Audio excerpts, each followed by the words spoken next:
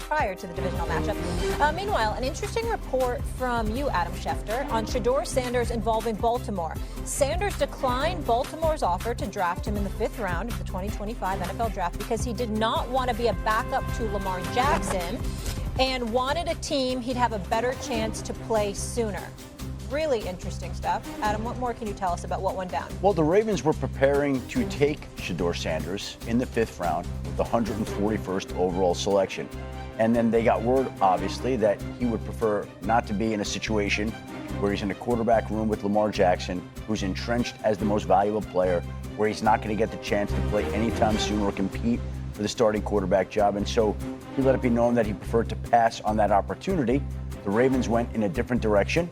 And then 3 picks later, Shedeur Sanders goes to the Cleveland Browns, where obviously he has a better chance to get that job at some point in time. We'll see how it plays out over time. He didn't know where he was going to go at pick 141, but in Baltimore was something that at that time did not overly appeal to him. Interesting. Now, Cam, I would think you're the quarterback. It would be an incredible opportunity to sit behind a guy like Lamar Jackson in the Baltimore Ravens and learn with that head coach. Yeah. What's your reaction to this? I think this is a learning lesson about life because you just never know.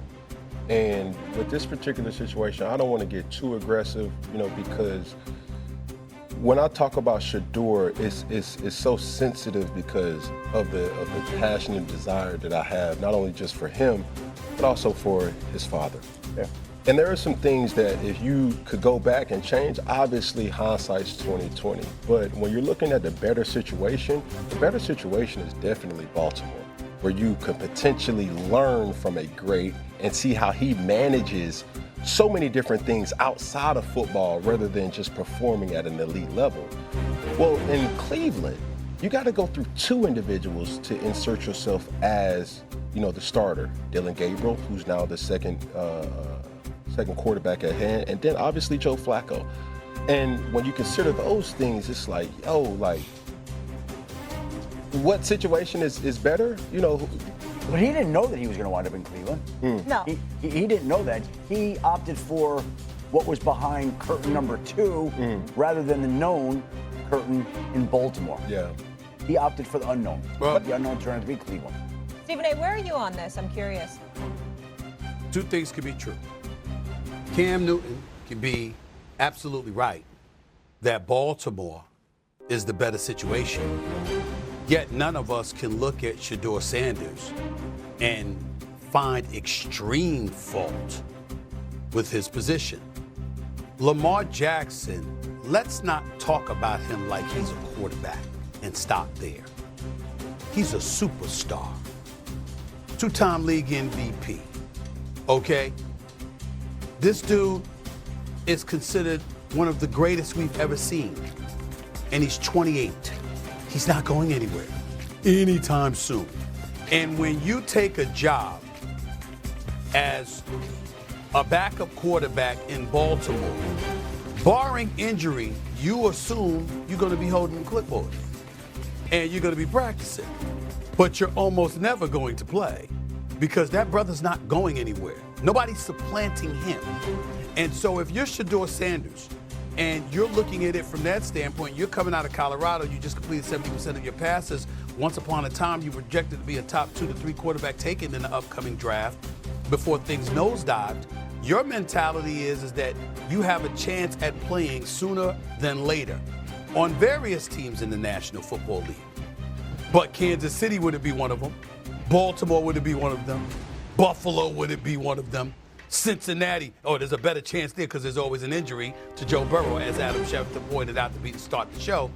That's what you're looking at. And so again, it might not have been wise. I get it because an opportunity is an opportunity. You never know what it can turn into. I understand that.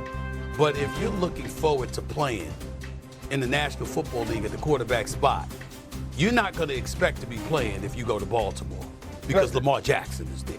Can I say this? And I think if I'm Shedeur, you would ideally want to learn behind a guy like Lamar Jackson for this particular reason and this particular reason only.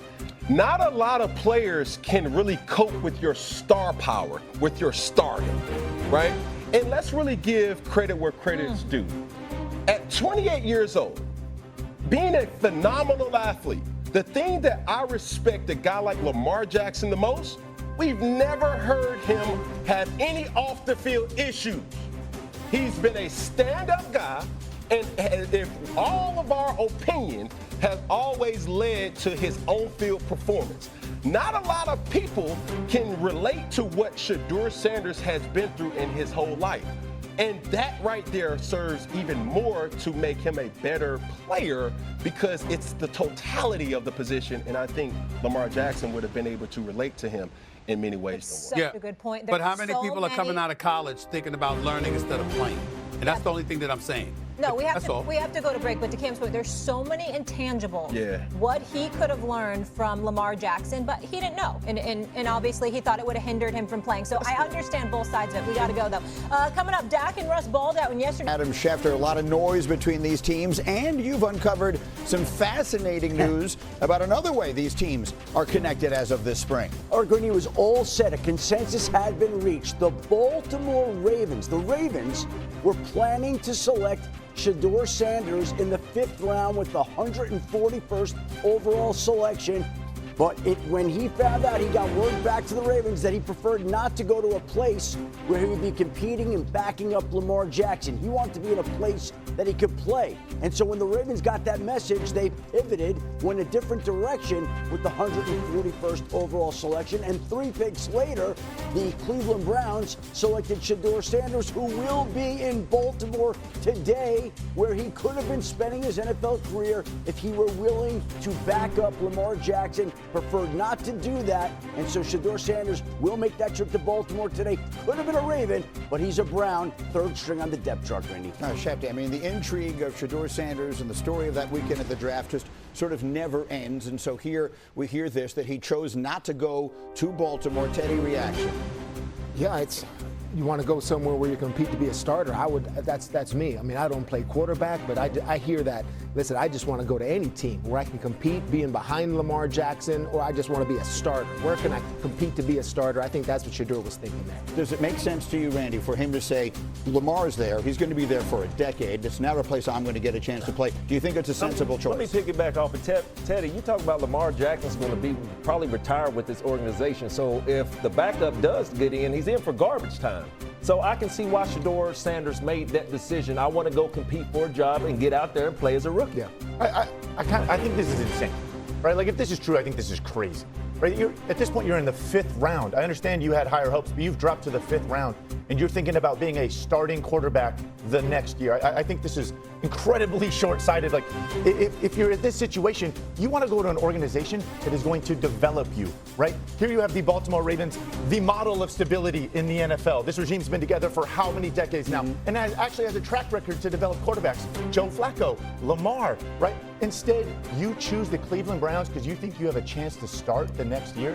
And mind you, the Cleveland Browns, who are on the opposite end of the spectrum when it comes to stability, right? This is the same organization that walked away from Baker Mayfield as the #1 pick in the draft. What's he gone on to do? Oh, he's only led the NFL in touchdown passes since joining the Bucs, right? How many starting quarterbacks? There's been 700 starting quarterbacks in the last 20 years for the Cleveland Browns. Like, this makes zero sense. You want to go to a good organization where you can develop and reach your potential. But Alex, you said a key thing there about they develop quarterbacks.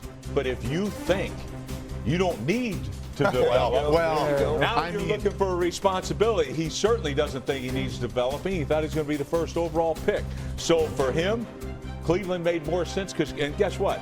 I wouldn't be surprised by the end of the year if he doesn't start for the Cleveland Browns. Would anybody? It does no good But you to go develop play on the field, right? Not in a bad situation.